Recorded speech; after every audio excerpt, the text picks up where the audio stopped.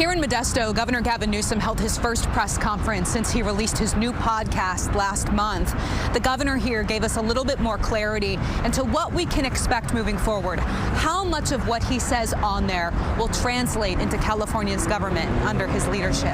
The issue of fairness is completely legit, so I completely align with you. We did the railhead. We're starting to lay track. You've got to stand for something. You've got to assert yourself. You've got to have a strategy. About a month after starting his new podcast to speak with a variety of political guests, the governor on Wednesday spoke with reporters. I want to just recognize and thank everybody that we had an opportunity to meet with over the last hour. He was in Modesto not to promote the podcast, but his efforts as governor on jobs and education.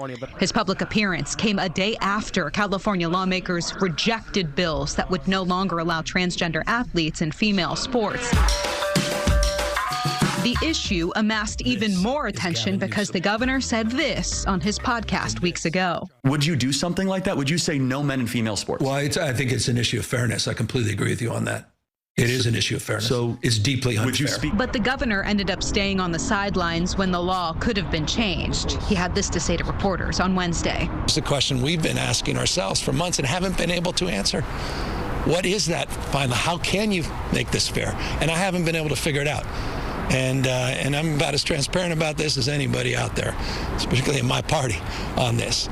And to the extent someone can and do it in a way that's respectful and responsible and could find the kind of balance, then I'm open. Guests on the governor's podcast have mostly consisted of California's critics, not just on culture issues, but also its use of taxpayer dollars, what some say is overregulation, and how long it takes to build anything. I asked about how any of these talks might impact Californians. How much of that did translate into how you govern these next 1.5 years?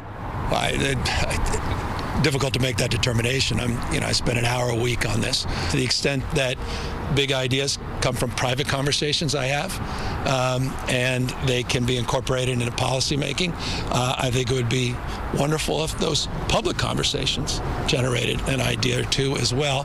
But that, again, is not the intention of the bucket. And just to hear it from you, I mean, you're not being compensated at all for this, no financial gain ever in the future? No, from this is, and it's the exact same format as the prior one.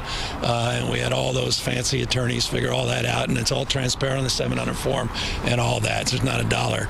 In fact, this has cost me money, but that's another conversation. Now, the governor said his next podcast episode will be out tomorrow. He said this will be a weekly thing for him moving forward.